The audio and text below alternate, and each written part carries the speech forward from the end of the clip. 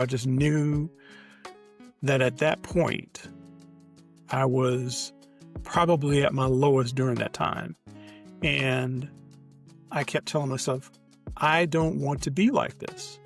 Clear as day, I remember it like it was just yesterday. I had this very clear, very audible voice in my vehicle that wasn't mine on one of those times when I said, I don't want to live like this. I don't want to be this way. And that voice, as loud as I'm speaking to you now, said, then don't. It's powerful. And that moment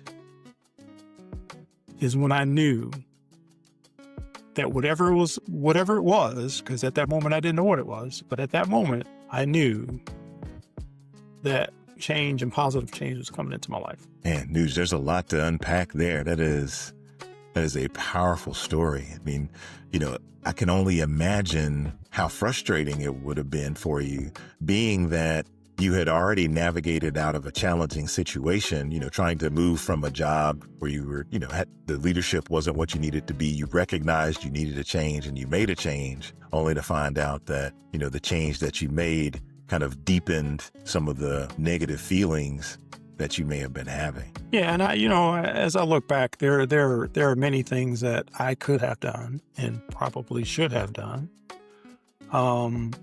As my mother used to say, if I shoulda, coulda, woulda. But yeah, I mean, it definitely changed my life. And, thankfully, right? God is always in control. God is always in a blessing mood, as I like to say. Mm-hmm. And, all these years later, here I am. So fortunately for me, everything worked out for the better. But it could have very easily been an entirely different scenario. Mm.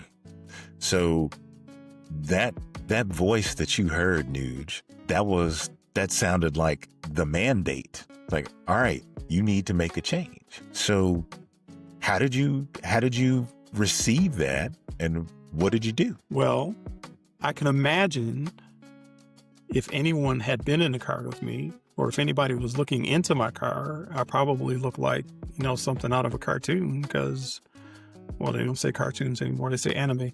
But I was just stunned, right? Now, seriously, I'm looking around like, where did that voice come from? Because I know I'm the only one in this vehicle. Mm-hmm. Initially it was just the shock, just the awe of the voice. And I've heard people say that they've had audible voices, from God in my life. I've heard that before. It had never happened to me. And so that's what I actually attributed to, was that God was speaking to me.